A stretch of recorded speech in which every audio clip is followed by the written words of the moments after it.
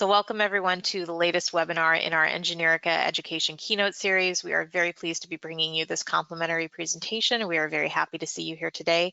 For those of you who are new to us, Engineerica specializes in academic center management systems for higher education. So you might be familiar with our software applications such as AccuTrack, Accudemia, and AccuCampus. I want to give a special welcome to any Engineerica clients who are joining us today. And for those of you who are not yet clients, I do want to let you know that we are offering a complimentary fall trial of our most popular center management system, Accudemia. This gives you the opportunity to use Accudemia for an entire semester risk-free to see if it helps make management of your center and data collection easier. If you're interested, you can send me an email at rachelc@engineerica.com, and I will put my email in the chat in just a moment. We started the keynote series for our clients and contacts who wanted to learn more about best practices and trends in higher education. So we regularly host these webinars, usually monthly. We feature a distinguished speaker to talk about hot topics in the academic support field.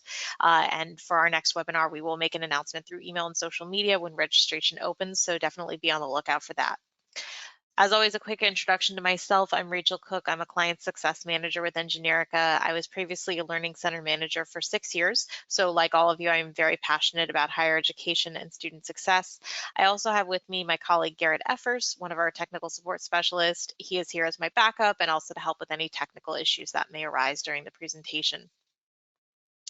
And I am pleased to introduce you to this month's speaker. Dr. Jeff Bailey is the current NCLCA Marketing Officer and a past president of NCLCA. He earned the NCLCA Certified Learning Center for Professional Lifetime Achievement, Learning Center Professional Lifetime Achievement Award in 2016 and has served on the Frank Christ Outstanding Learning Center Award Committee, President's Outstanding Learning Center Award Committee, Innovative Use of Technology Award Committee, NCLCA/LSCHE Website Award Committees, and Conference Social Committee. Jeff serves as the Executive Director of the Resources for Academic Achievement, or REACH, and Testing Services at the University of Louisville. He received a BS degree in Sports Medicine from Guilford College and both his MS in Counselor Education and PhD in Higher Education Administration from the University of North Carolina at Greensboro. Additionally, Jeff is an adjunct faculty member for the College of Education at the University of Louisville. He teaches graduate level coursework for the college student personnel and higher education administration programs. His research interests include the impact of learning centers on student success, persistence and retention efforts, assessment, and academic self-efficacy. We are so lucky to have him here today. And with all that said, I want to hand things over to Dr. Bailey, who I am going to make a presenter right now. All right. Thank you, everybody. Let me get situated here and show you my screen. All right. Rachel, is that showing the right one? Yes. Perfect. Okay, so welcome, everybody. I'm thrilled to be here with you today, and we're going to cover a lot of stuff, so feel free, as Rachel said, to add anything into the question box, and we'll be happy to address those throughout the course of the webinar this afternoon.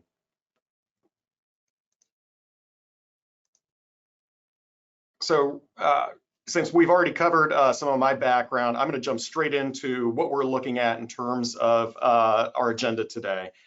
I'd like to talk about, a little bit about our background and our institution here. We talk about the demographic 25 cliff that's impending, primarily because that has been the newest piece that is going to impact our collective funding in learning centers and at universities. And so we're really thinking about and being intentional about the types of efforts that we're engaging in, not just on campus, but with outside entities and corporate partners.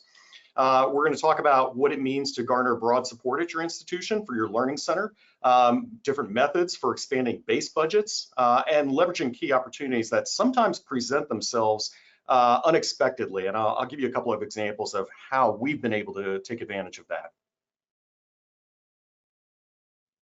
In terms of what I'm hoping you will walk away with, I'd love for you to be able to learn a little bit more about the role that the demographic 25 cliff is going to play in terms of budgetary concerns, as well as what we can do to be proactive early on before this hits. talk about how Reach has diversified their financial support, particularly over the last about 8.5, 9 years now, through both campus and community partnerships. And this might be a springboard for you in terms of thinking about methods that you might be able to implement on your respective campuses. And then finally, learning some different ways to garner support for your learning center, particularly with development, and how they can be a huge advocate for you in this process. So in terms of the University of Louisville and who we are a Research One state-supported university in Kentucky. We're in the largest metropolitan area for the state. We happen to be one of 69 campuses nationwide to earn recognition as both a Research One and a community engaged institution because of a lot of the work that we do with community partnerships and the health industry and different types of corporate sponsorships that impact people from all walks of life. We have 3 specific campuses, and I happen to work at our main one, the Belknap campus, which is in downtown. And we serve just shy of 16,000 undergrads here. We have a host of traditional graduate programs that are also on our campus, as well as law. We have currently an enrollment of about a little over 23,000 students. And you can see that we are definitely highly swayed towards serving a first-generation population and a large lower-income Pell-eligible population on our campus. We've got a fairly robust budget, and actually this was last year's budget at $1.3 billion. My understanding, unofficially, I haven't seen the statistics change on the website, but I heard the president recently say that we're operating now a $1.5 billion budget. I'm hoping to steal the other $2 billion or $0.2 billion from her. And then our average ACT is about a 25, and we have just over 7,000 faculty and staff who are represented here.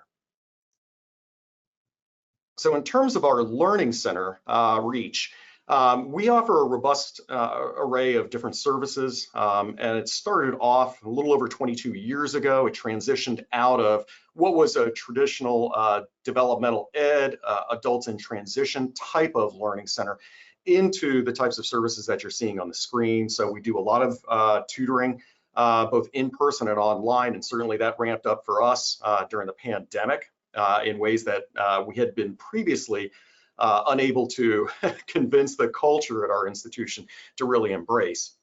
And we offer a variety of different scheduled and drop-in options.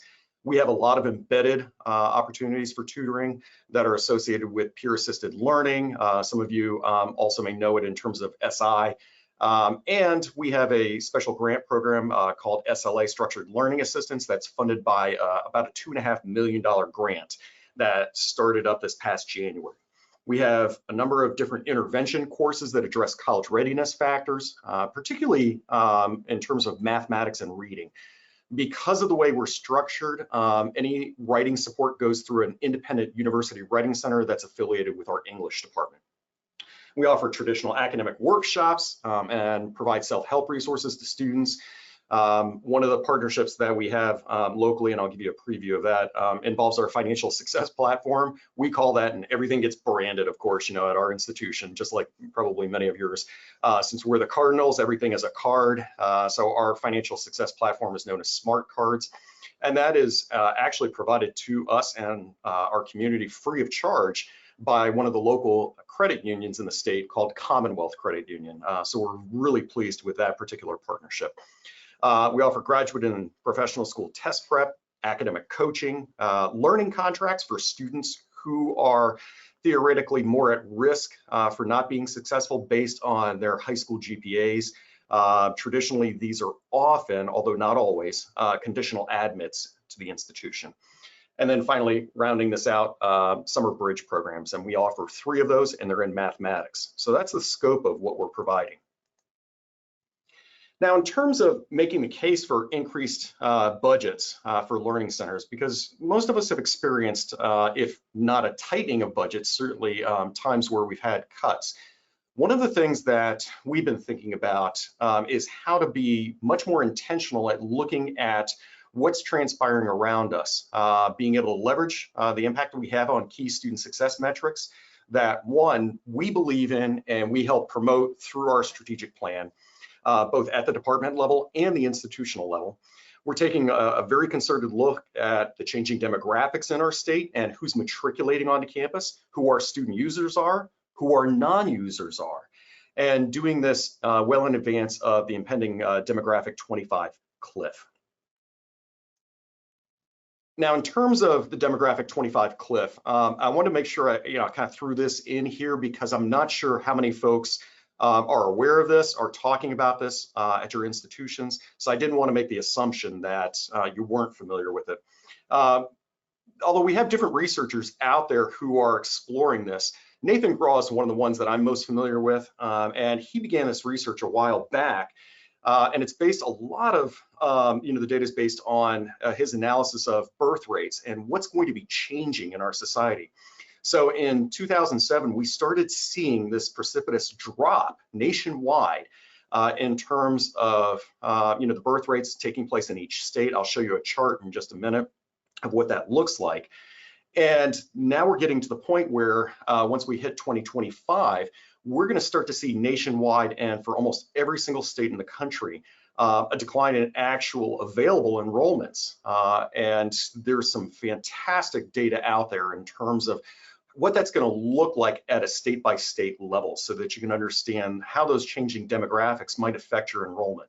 When it affects, obviously, the institutional enrollment, it's certainly going to impact and trend into what happens in terms of the engagement at learning centers. So we're conscious of what that's going to look like for our individual state here in Kentucky, and in particular the implications for us. And I would argue that it's probably true for most of us nationwide.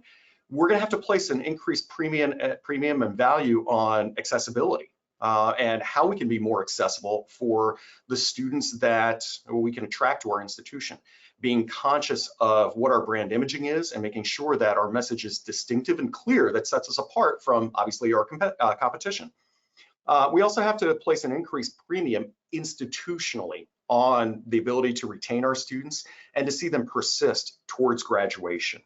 And then finally, one of the things that Nathan talks about is the declining average net financial income.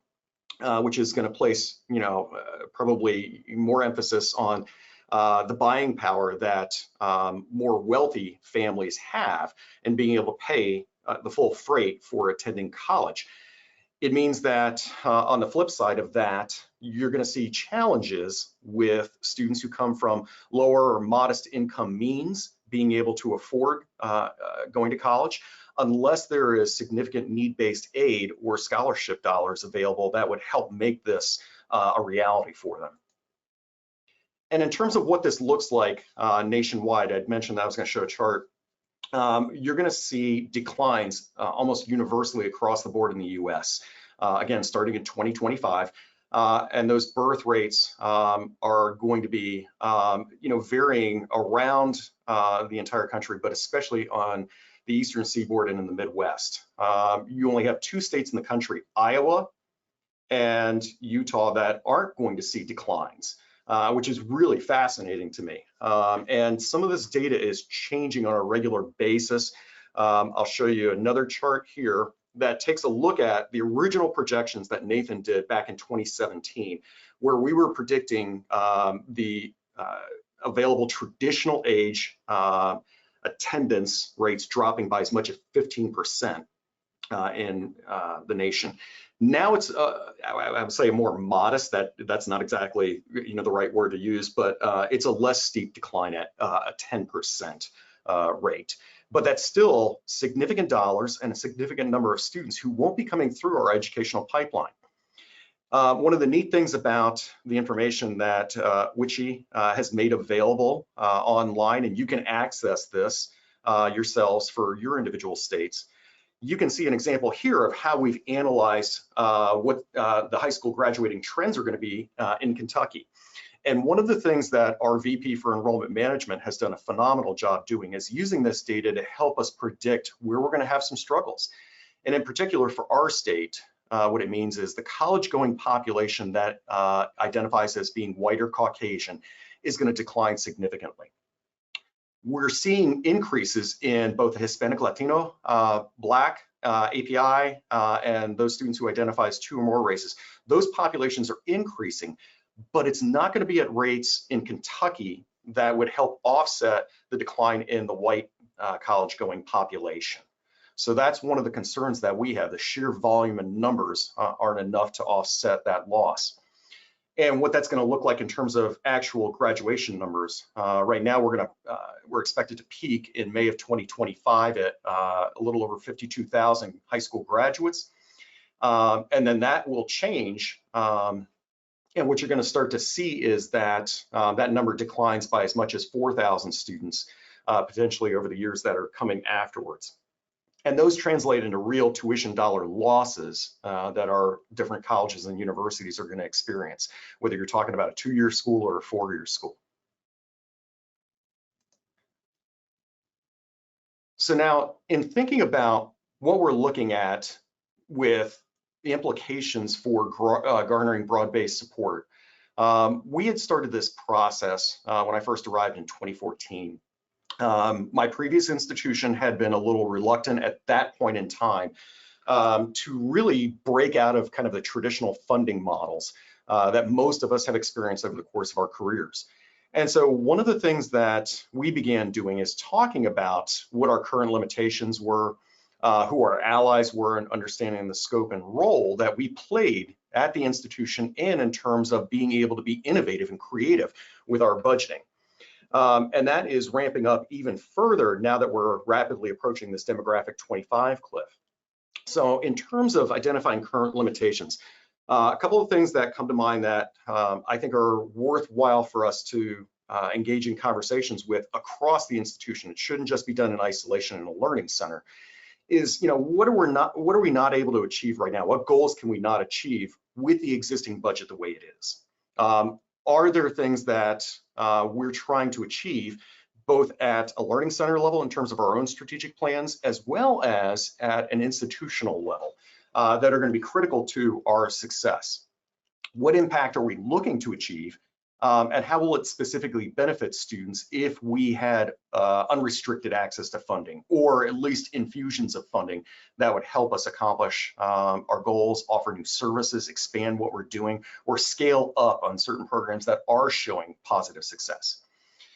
Ally building is going to be absolutely essential to this. And for every campus, this is understanding both the culture and navigating some of the political conversations that are going to take place. We're all fighting for, if you will, kind of a limited scope of funding within the institution. And so it's taking a look at figuring out what is going to work, what's going to be palatable at your own specific institution. So for us, a number of the conversations that I've had over the years emphasize and focus in on, relationships with advancement or development, our alumni affairs office, communication and marketing to make sure that we have stories that are being promoted about us, and when we have successes, our campus community knows, and they're communicating that out to the alumni. Partnering more intentionally with Student Government Association, making sure that we're not forgetting one of our most important constituency voices, our students, and understanding what is valuable to them, what things they would recommend in terms of implementing or seeing scale up and grow. We've even had conversations with our Office of Research and Innovation and taking a look at, are there ways that we can broaden our impact on the local community? And then taking a look at local companies who have connections with the institution, or vendors that offer services or platforms that would make sense to us. And I'll give you some examples of that in just a minute. Understanding your scope and role. So I had mentioned in my previous institution prior to 2014, they were not ready for conversations about how we could play a role in helping out with fundraising and breaking through that kind of traditional model of funding for an institution where it comes down either through student affairs or academic affairs, the chief academic affairs office. They wanted us to stay in our lane, which was fine, but it wasn't allowing us to be able to scale up in ways that we thought could make a huge difference in terms of the overall student body. And in particular, things that make sense to an institution, right? Retention rates, graduation rates, things like that. And here at Louisville, we've had a lot of flexibility and a lot of encouragement to be able to break through those traditional molds. But part of that, understandably, means you have to understand where you're permitted to be able to have those kinds of conversations, who you can have them with. Are there any restrictions that they want to place on you in terms of not going after certain clients, and how you even find out who those clients are, right? Those conversations really bore fruit for us when we were having conversations with not only advancement and development, but also even partners in admissions and enrollment management, talking with faculty to understand who were some contacts or possible donors that would make sense for our institution, who aligned with our values and that had a earnest desire to make an impact on student success metrics that we foster through our Learning Center operations. And we worked very closely with our communications and marketing team at the university on the messaging so that we could tell our story in ways that were palatable.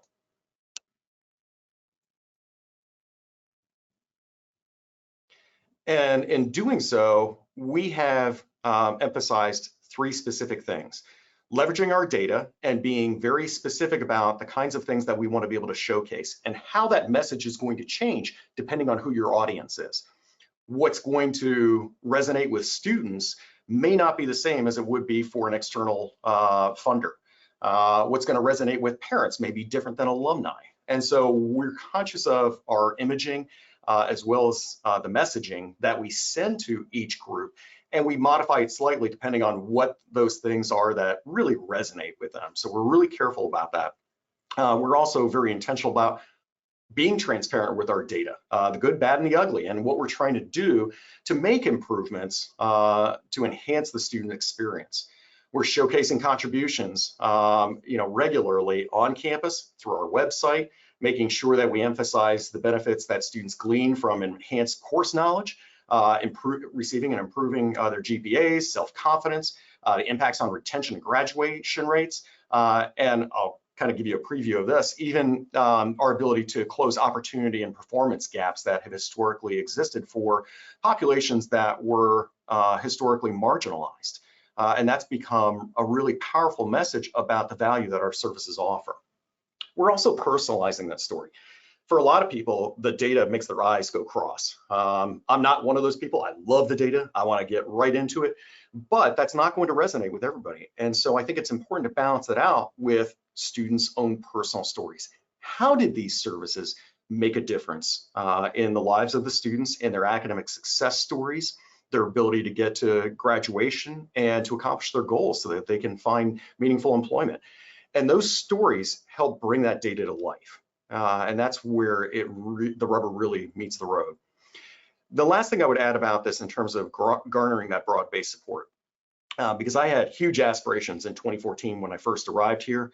I had to learn very quickly, and a good friend of mine who works in the private sector said, you really got to be patient with this. It takes time to develop these relationships. And that's the mindset that he goes into it with, recognizing that it will pay dividends in the back end, but you have to cultivate those relationships for each party to understand what the other is going to glean from being able to support us financially. Being able to carve out some time becomes critical as well. And that becomes a real challenge for many of us who are already overloaded or swamped with job responsibilities and or more things that are added to our proverbial plates. I think you also have to be sure not to put all your eggs in one basket. Developing multiple opportunities and possibilities for support really becomes critical. And also being able to brush off the fact that sometimes you're going to have setbacks, but not to let that deter you from being able to market and sell your message and being able to share the impact that you have on the students who are attending your university or college. So as an example, I'd mentioned that we're transparent with our data. So we put all of our information out there publicly for folks to be able to access on our website. We want to make sure that people see our annual reports, our SACS reports, seeing differences between participants and non-participants, which has been incredibly beneficial in making the case with faculty and academic deans at our institution to help them understand especially in this climate where enrollment is absolutely critical, and it's becoming more and more so as we reach that cliff. What it means when students are coming through and using support services like ours to be able to make a difference in success rates. And for our institution, where the academic departments receive funding based on enrollment in their units, they have a vested interest when they can see the fact that we're making significant inroads, and you're seeing statistically significant differences between those who use tutoring services or coaching services compared to those who don't come in and use your service. We've also analyzed very carefully who our non-participants are and being able to understand what's preventing them from coming in and using our services, because that's opened up some new avenues for us to be able to target those students and send different messages to them that might help resonate with them, or at least plant a seed that enables them to think about this and mull it over while they're making other life choices or decisions. We're also being really successful in terms of being able to advocate for the impact we're having in some of our intervention classes. So I'd mentioned that we offer both math and reading classes. I didn't put the data up here for the reading, but we just ran the analysis this fall for the first time on our reading. One of the things that we're really pleased to be able to show is that we're closing the opportunity gaps that have existed between different ethnicities. And in particular, we don't see any statistically significant differences between the pass rates of white students, African American students, Hispanic Latinx students, or API students. So we're really thrilled with the fact that we're helping close those gaps and seeing success across the board for our students. Now, one of the things that we're also transparent with is that our pass rates, and for some of you who are real data nerds like me, you can see this on here. In 2020 and 21, when we were in the full throe of the pandemic, our pass rates went down significantly compared to what we're historically used to. And, they did bounce back last year, and they're making gains again this year.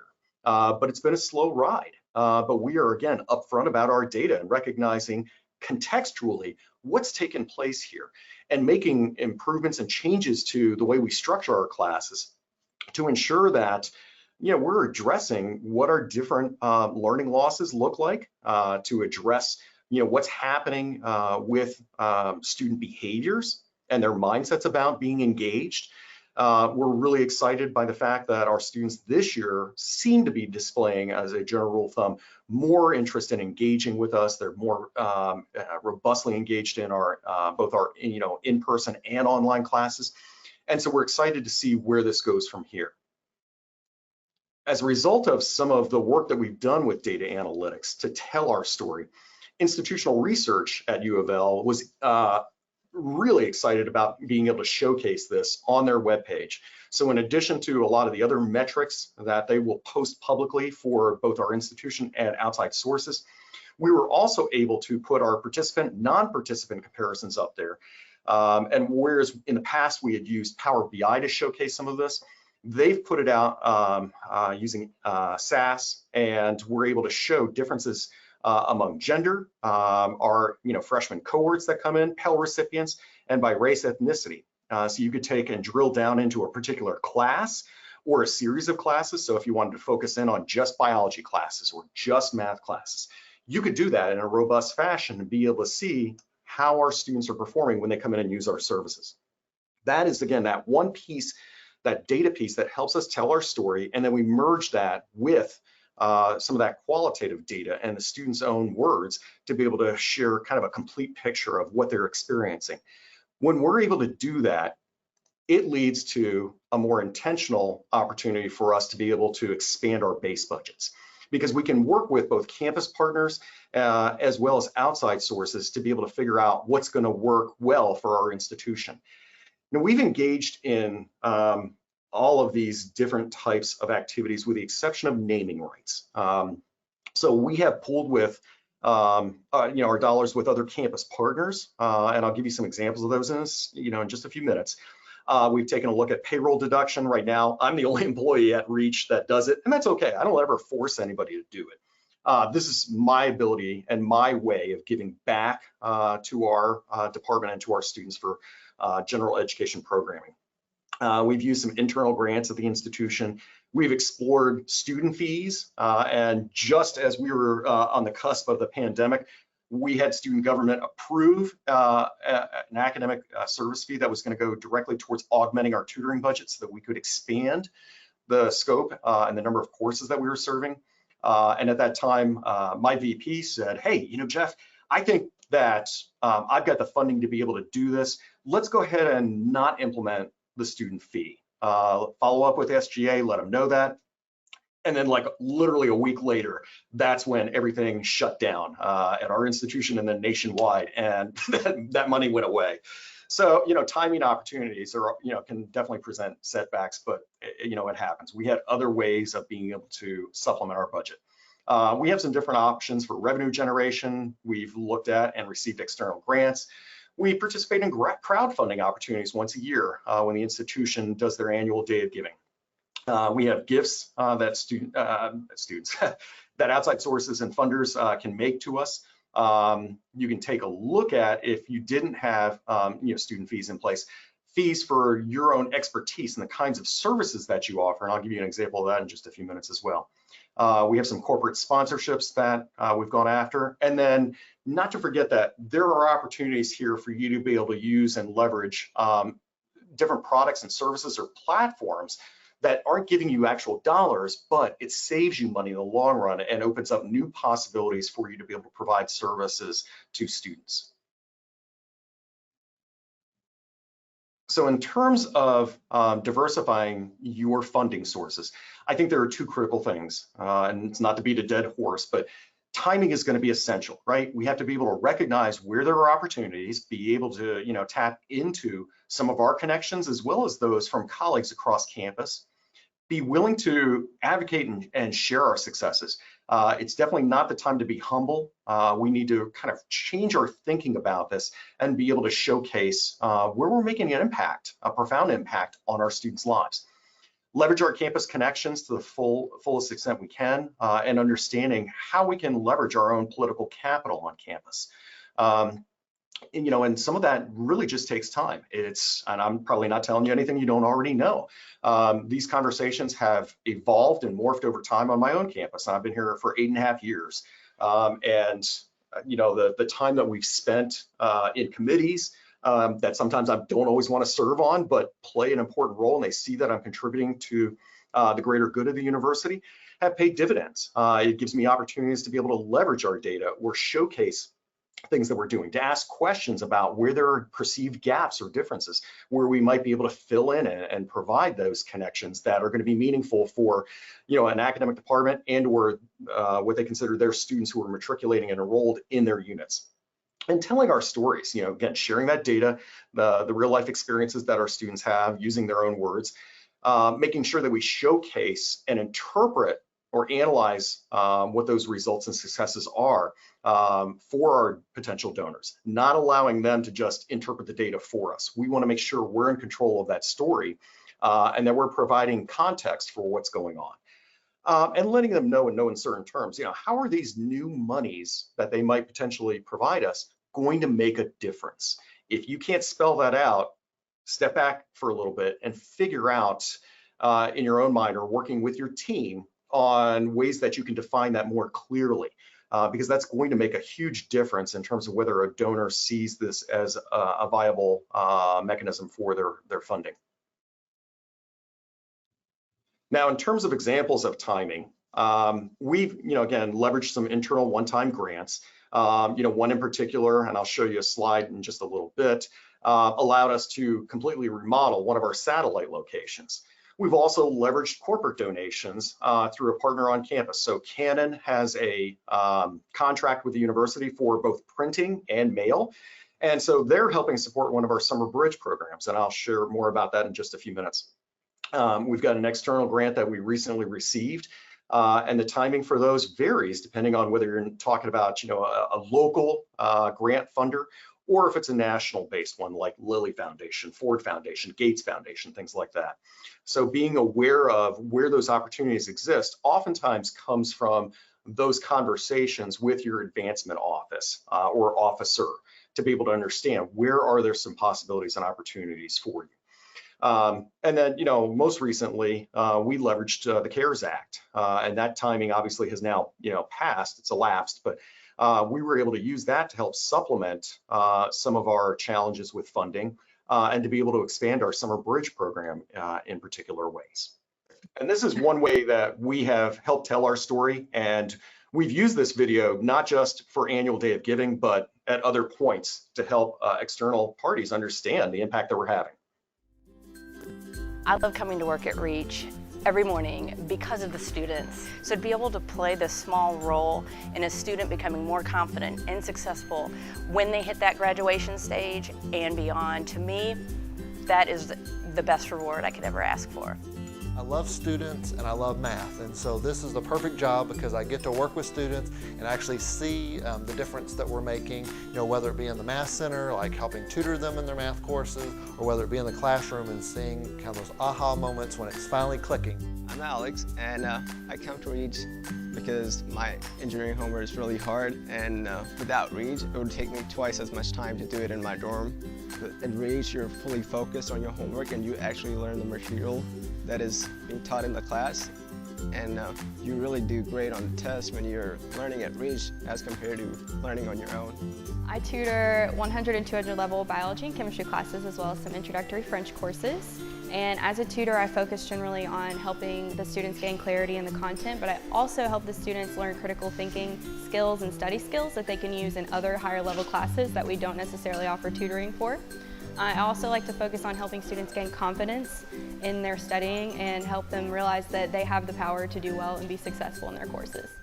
So the impact we make is to really work with students in depth on not only gaining clarity in their classes, but gaining those skills that they need for success even after they finish school and move on into the workplace. Supporters are critical to our work because they help us serve students more effectively, particularly our underfinanced, underrepresented students, students from underprivileged backgrounds, as we work to get them through important academic coursework, boot camps, and other measures that are going to help them graduate. Any support that comes in during this day will help us better serve students in the critical moments for tutoring. It will also help out with special programs that we're going to be hosting during the summer to help them prepare for their academic coursework their incoming freshman year.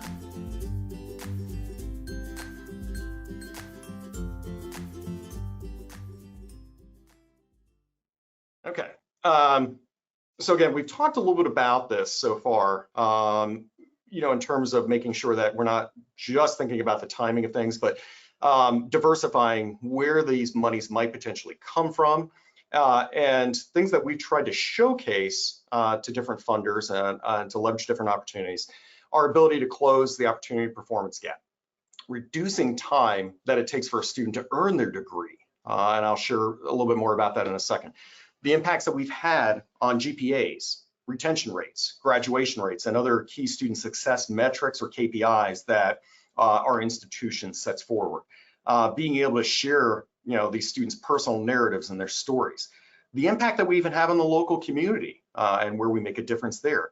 And then innovative approaches and mindsets that are enabling us to hopefully, I would maybe argue, be more at the forefront of what we're trying to do nationwide in learning centers and the kinds of services we're providing to our students. So in getting at specific examples that we've employed, and this is no particular order, but I wanted to give it, kind of a broad sense of the examples and successes we've had. In Kentucky, we have an intermediary body between the state legislature and governor's office and post-secondary education. So it's going to be both the Kentucky Community and Technical College System and the four-year schools. It's called CPE, Council for Post-Secondary Education. This past spring, we were awarded $80,000 in scholarship monies that we put towards one of our summer bridge programs to deal with math readiness. And that's enabled us to be able to offer $500 scholarships to our participants for successfully completing the summer bridge. And then at the end of this fall semester, when they successfully complete their fall math class, we can give them another $500 scholarship that will be applied to their student accounts in January. The Geens Foundation is one of our local foundations. They help with a number of initiatives around the city, and they're filling the gap for the next 2 summers. They're helping fund those same scholarships for 2023 and 2024. I had mentioned we have roughly a $2.5 million grant that enables us to embed tutors directly into key STEM classes. And that's from the James Graham Brown Foundation. It's a 3-year grant. We're excited to see whether or not we can move the needle in profound ways beyond the scope of what we traditionally did with PAL and SI. Because it's not just putting one leader with a class, we're actually embedding one leader for every 25 students enrolled in a large enrollment class. And we're hopeful to see that we're getting more positive results for students who are often marginalized in key STEM fields, which would be students of color and women. And so we're hopeful that we can see these monies really play out in GPAs, course grades, and advancement past these, what we traditionally think of as gatekeeper courses. Our own institution, we are right now funding some money this semester from the provost's office directly towards student involvement, particularly for students who have historically not been involved. And so we've spent a lot of time, again, analyzing our data, and with non-participants, one of the things that we found was there was a larger proportion of traditionally arts and sciences students, which was kind of interesting to me, and those who were exploratory and undecided, not leveraging our services the way that other students would, or higher achieving students. The vast bulk of the students coming through and using us on a regular basis are 3.0 and above. It's the ones below 3.0 that we're really trying to tap into. And so the provost made monies available for us to offer a incentive award for students who would meet minimum requirements with tutoring and coaching this fall semester. So if they hit 15 hours of tutoring, 3 hours of academic coaching, we'll give them a $500 incentive award that will be applied to their account in January. Initially, and again, I'd mentioned this was no order, UPS had provided us original seed funding for our Math Accelerator Summer Bridge program. For those of you who are interested, you'll be able to see more of that on our website, but the Math Accelerator focuses in on those Gen 103 and 104 intervention classes for students who don't meet the college readiness indicators that come from traditional standardized tests. Some other examples include Commonwealth Credit Union. They give us $5,000 a year towards scholarship monies for students, and in particular students who are often going to be struggling. They're part of our learning contract population. We get about 35 to 40 of these students a year, and so they're offering us the opportunity to incentivize their participation, because they oftentimes come from first-gen and low-income backgrounds where these dollars make a huge difference and can be a motivator for them to be involved and engage in academic support when they might not be hearing those kinds of messages from their home communities or family units. They also provide us, which is phenomenal, our Smart Cards financial platform. And it's produced by a third-party vendor, and it enables anybody in our community, whether it's a student, a faculty, staff member, or even alumni, the opportunity to engage in different dynamic and engaging content around anything related to financial success.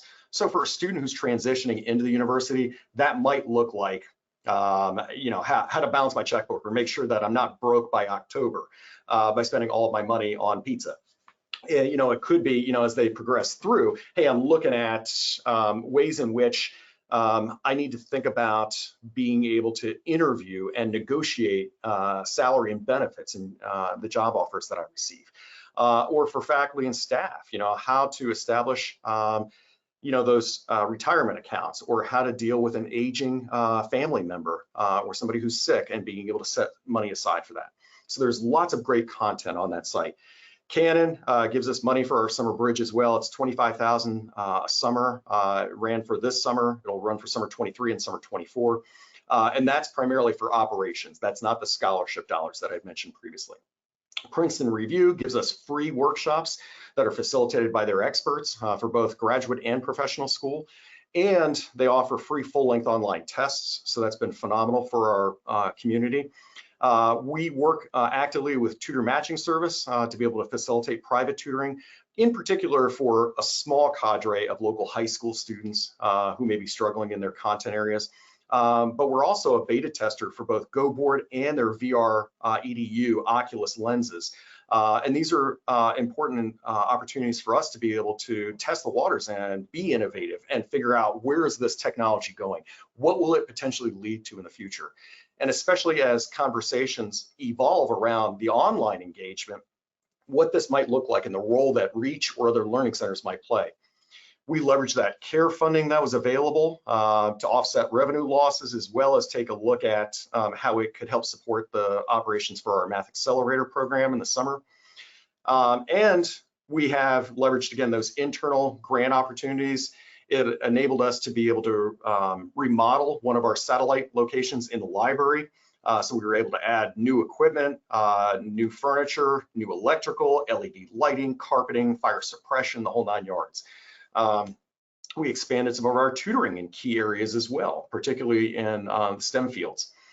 We've done some of the crowdfunding that other schools are engaged in on an annual basis. We don't ever draw in huge amounts. I mean, the reality is, while we provide really critical, important services, I'm not going to be as attractive, if you will, as, let's say, fighting pediatric cancer, which is probably one of the biggest recipients on our institution's crowdfunding day. And that's okay. I'm diversifying, this portfolio, if you will, and leveraging different types of opportunities. We've done a limited number of paid workshops in the local community. For example, Louisville Gas and Electric asked us to provide test-taking strategies to their employees, particularly folks who had been long-term employees and standards had changed and they hadn't been in school for a long time or didn't know how to prepare for a test, and we came in and provided that. We provide fees for service on campus where our budget doesn't allow us to expand fully, beyond the scope of what we're already able to offer in terms of tutoring support. We've done this with our College of Engineering, we've done it with dental, we've done it with our honors college. And so many of those partnerships remain static from year to year. Sometimes they flex a little bit. This semester, we're working with honors and we're offering a robust amount of tutoring hours beyond the traditional ones that we offer through one of our scheduled tutoring areas, just for the honors college population, and we're doing it in their living and learning community. We have community partners, and while they don't always give directly to Reach, it impacts what we're able to do. So Brown-Forman is one of the local distribution companies. For those of you who are bourbon fans, you might recognize that name. And they invest and have a strong corporate partnership with our Speed School of Engineering. That's the name of the school.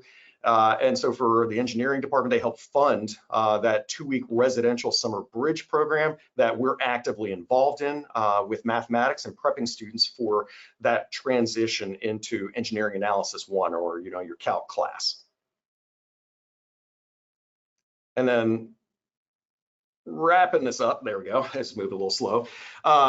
We also have had opportunities to work with partners on campus like engineering to help when we ran out of supply budget dollars, to be able to add 2 new computers to our satellite location in that tutoring spot. They are also actively engaging us in conversations with architects around a new student services building that's slated to open in fall of 2025. And we want to take that satellite location in one of the oldest buildings on campus, one of the most historic buildings, and put it into this new student services building, front and center, right next to the food and drink shop. Hopefully, we're going to have some good coffee and some Jamba Juice or something like that to help give energy to our students and our staff. I've mentioned payroll deduction. That's pretty small right now. I'm the only person who gives, but again, it's diversifying those opportunities. And then last but not least, we actually post on our website. We've got a spot for folks to be able to provide gifts and talk about the contributions that their dollars make towards our students' educational experience. So we wanted to make sure that those opportunities were present. Little expansion on the private tutoring I'd mentioned with TMS. I had resisted for a number of years about doing this, mostly because I was focused in on our students. But we kept getting these calls again and again and again from parents in the local community who said, hey, my son or daughter is struggling in algebra or Spanish or whatever the content might have involved. Do you have a tutor? Or can you help us gauge some of these local private groups? And I didn't have the context or the background to be able to judge those private firms effectively. And I said, well, why are we not leveraging this and leveraging our team? Not just current tutors, but those who had graduated, who did a tremendous job for us. And what we do is we simply vet our tutors. Tutor matching service coordinates all of this, including the pay. We simply direct our clientele to a specific spot on our website. It links to TMS's website. They sign up for a particular time slot. The tutor gets a message and a confirmation, and then meets with a student. The parents pay the TMS directly, and then TMS sends the tutor a paycheck.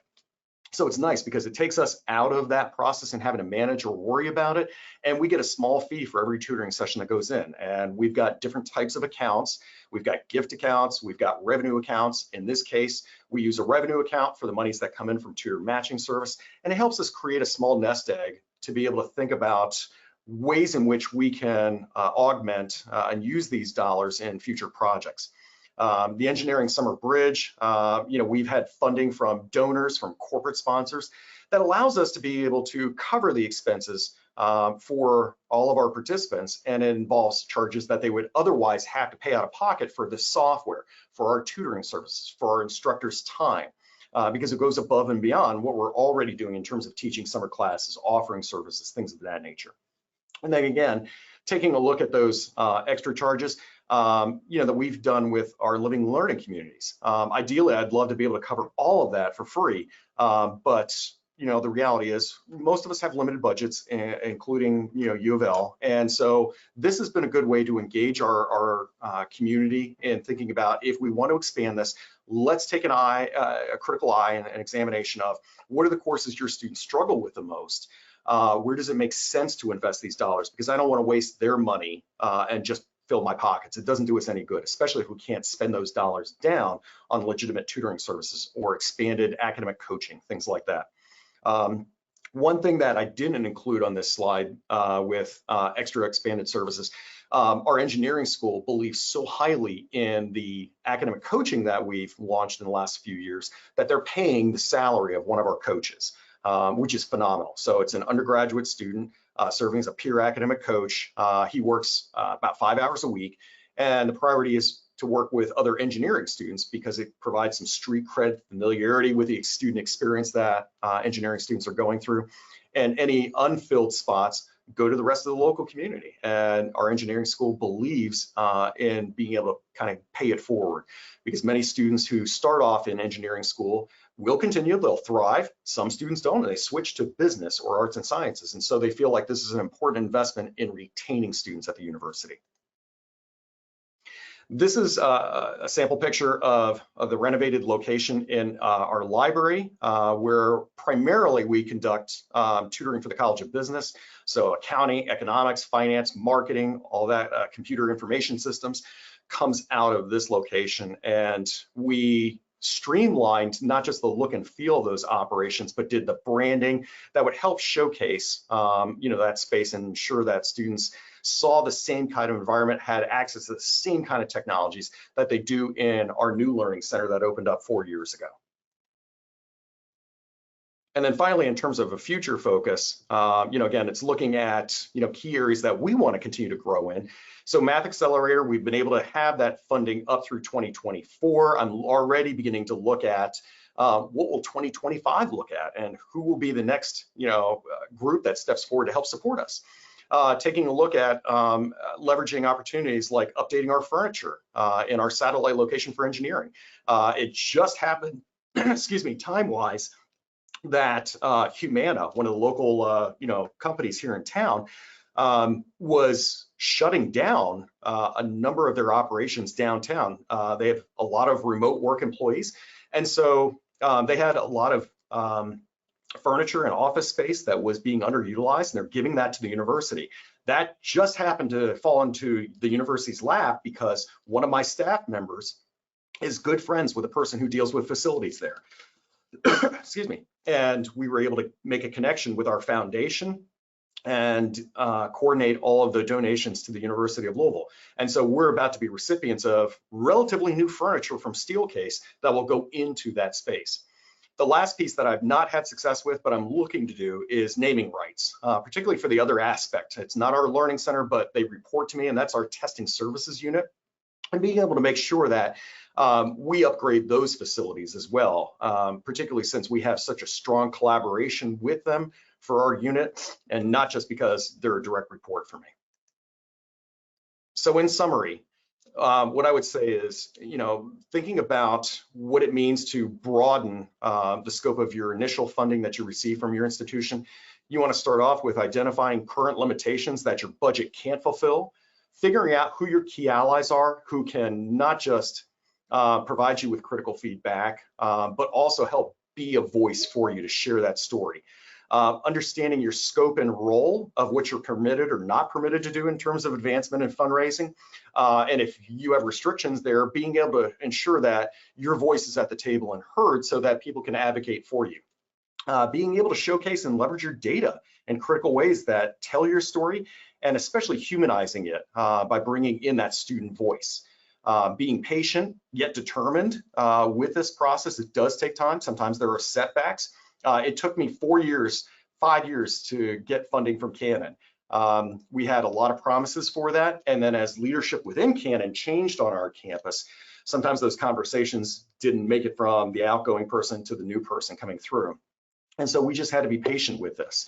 And as they saw we were making critical strides in student success and closing the opportunity gap, they said, hey, we want to be a partner here. We want to play a specific role in your success.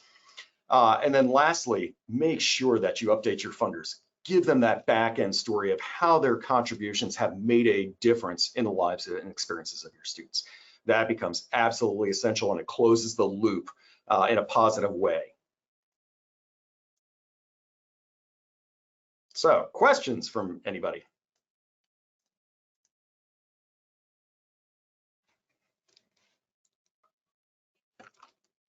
Oh, Rachel, you're muted.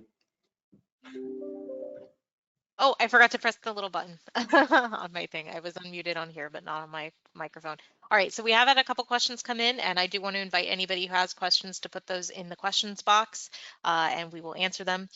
So Amy says she had to step away briefly, but she wants to know if you didn't go into any detail on the academic contract program, would you please say a little bit more about that? So in Kentucky, CPE worked with the state legislature on modifications to what's considered college readiness.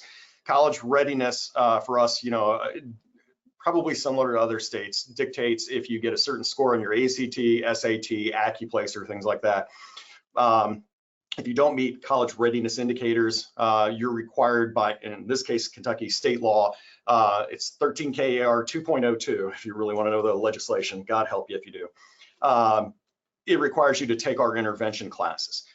4 years ago, they updated the legislation to include students who come from high school backgrounds where their GPA, their cumulative high school GPA, is between a 2.0 and a 2.49. We were really concerned about their ability to be successful at a college or university. And so they required by state law, they tied this into the college readiness legislation and required schools that admit them and see potential in them to ensure that they engage in a learning contract. They can personalize it and change it at each institution in Kentucky. So for us at U of L, what we do is focus in on a number of different things. You have to use tutoring services. You have to engage in a minimum number of academic coaching sessions. We want you to make sure you meet with your advisor before registration each semester. Things you're going to have to kind of do anyway. And we give them an opportunity to choose and have some buy-in in one last opportunity to be engaged, and they get to determine the engagement and what that looks like. We identify a number of different partners on campus. So the Writing Center, our Disability Resource Center, the Cultural Center, I'm forgetting some, LGBT Center. There are a handful of other groups that are all partners with us, and they will verify the student's actual involvement in their service. We don't dictate what that involvement looks like. It could be 1 hour. It could be one contact or visit. It could be a set number of hours. That individual group dictates that, and they forward that information to us at the end of the semester. We use that learning contract to ensure that we are not just admitting people to the institution who might otherwise be part of a revolving door process, but we're also ensuring that we're putting, strategic and thoughtful interventions directly their way so that we can ensure that they have the potential to be as successful as possible. And then that's where Commonwealth Credit Union also provides scholarship dollars for us to be able to allocate to them. And we get to choose what those criteria are. For us, we have tied it historically to GPAs, but at this point, we're looking at how do we diversify the impact that we have. This year, for example, is different than previous years where you have more adult students who are in this category, who are coming back to school. Which was really fascinating. And so instead of giving 1 or 2 scholarships, we're looking at diversifying and giving like 10 $500 scholarships. So that's a little bit about the learning contract. And Doug has a follow-up question to that, and he asks, what happens to students who don't fulfill the contract? That's the $25,000 question. Nothing. It's a huge gap for us, not just at our institution, but in Kentucky across the board. So I am what's called the college readiness lead, and I liaise directly with CPE. So in conjunction with partners across our entire state, we've been in numerous conversations for the last year about how to move the needle on this, and nobody has figured out the recipe for success yet. Students who use our services do better across the board, but it's getting them engaged in the first place. A lot of students blow this off and don't fulfill the requirement, and their GPAs end up anywhere between literally a 0.0 and they wash out to a 3.7. Most of them are under a 2.0. And we're not the only intervention group dealing with this population. So we have partners in our Student Success Center. We have partners in advising who are all messaging students, and they have access to that through our EAB analytics platform and the messaging we put in there about engagement and contacts with students on learning contracts. And despite repeated outreach from our learning center and our campus partners, it's been hit or miss. And so we're trying everything that we possibly can to move the needle on this, but we haven't found the secret sauce yet that's going to work. All right. And Sarah asks, what we really need is additional professional staff, but our development office won't raise money for that. And it seems that most grants won't fund new positions. Any ideas there? Yeah, so one of the things that we've done is leverage our data to tell that story, and we tie it directly to enrollment. This year has been the most profound year for that. So again, I'd mentioned those intervention classes we teach in math and reading. When U of L first engaged in this through REACH, it was 2013, we took over from the local community college because the pass rates were abysmal. They were doing some traditional lecture, and it just varied in terms of success rates on who the instructor was. It wasn't that they were doing a bad job per se, it just was a very traditional model that had never resonated with students who came from specific backgrounds or had preconceived notions about whether or not I'm a math person. And so pass rates prior to us taking over were between 22% and 52% per section. We started employing an Emporium instructional style, and we embed tutors directly in the class. The classes are no more than 30 students.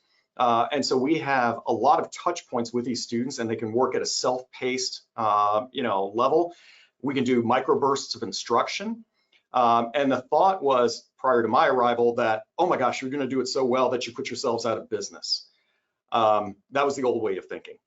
When we first started in 2013, there were 636 students who were enrolled in our class over the course of that year. Last year, we served 1,492. We've had a 118% increase since that point in time. Last fall, as a metric, we had 730 students enrolled in Gen 103 and 104. There are 2 different classes based on whether or not your major requires QR or college algebra. And this fall, in comparison from the 730 last fall, we have 1,059. So one of the things that we did was showcase our data and say, look at what's going on. And in conversations that the vice provost for enrollment management, who's my direct supervisor, he and I had with the provost's office, we said, this is going to be a problem. We can't get these kids into the classes that they need. And one of our concerns was you're going to have delays in terms of students being able to have access to the class. You're going to have delays in terms of when they complete their credit-bearing math class, which is not us. Our classes are credit-bearing, but they're elective. This is a state requirement, credit-bearing math for success in their major. We have to report that annually to CPE.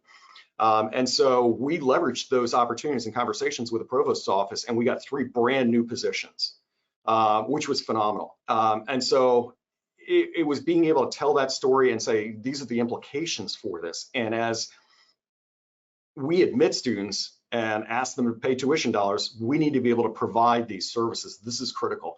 And fortunately, we have leadership in place right now that saw the absolute need for this. And they were concerned about students not only staying on track, but also ensuring that they stayed at the institution, because we were concerned that they might transfer, to be perfectly honest. Great. And another question from Antonio is, do you all contract out tutor training, and who funds trainings? No, we have not done that. We do internal training. So we are CRLA certified under all 3 levels of international certification.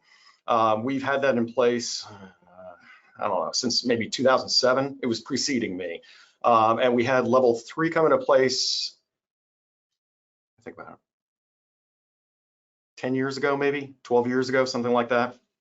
And all of our professional staff are directly involved in tutor training and take different topics and help facilitate those at each of the different levels. It's become very complex because of the size of our staff and the fact that we also now facilitate not just that, but peer-assisted learning, so traditional SI, but more for active learning engagements and faculty who are flipping classrooms or teaching with an active learning pedagogy. We've got specific training for PALs. We've got a specific training for the tutors. We've got both new and returning tutor training tracks along the level 1, 2, and 3 certifications. We have academic coaching training, and now we also have this SLA grant from the James Graham Brown Foundation. So whereas we used to do training in 1 or 2 days, we're doing 4 days a week preceding the start of the fall semester, and then 2 days in January preceding the start of the spring semester. So it's definitely complicated. Does that answer your question? Yeah, Antonia says yes, thanks. Perfect. Yeah, there are external groups that you can use, like Innovative Educators or NAC, who will offer, and there are lots of different vendors, just those 2 come to mind immediately, but that you could tap into for the private ones. Right. All right, well, that is all the questions we have coming in. So we want to thank everybody for your time today. And of course, Dr. Bailey, thank you so much for being with us today. We really, really appreciate all your time and your effort and answering all these questions. This has been really, really informative. For those of you still remaining, I want to remind you that we do have a survey that you'll be redirected to once you exit. And we are also going to be offering a free semester trial of academia. If you're at all interested in that, you can email me at rachelc@engineerica.com. My email is right there on the PowerPoint. But I hope that everybody has a great rest of your day, and thank you so much for being with us. Thank you, everybody. Thank you. Take care.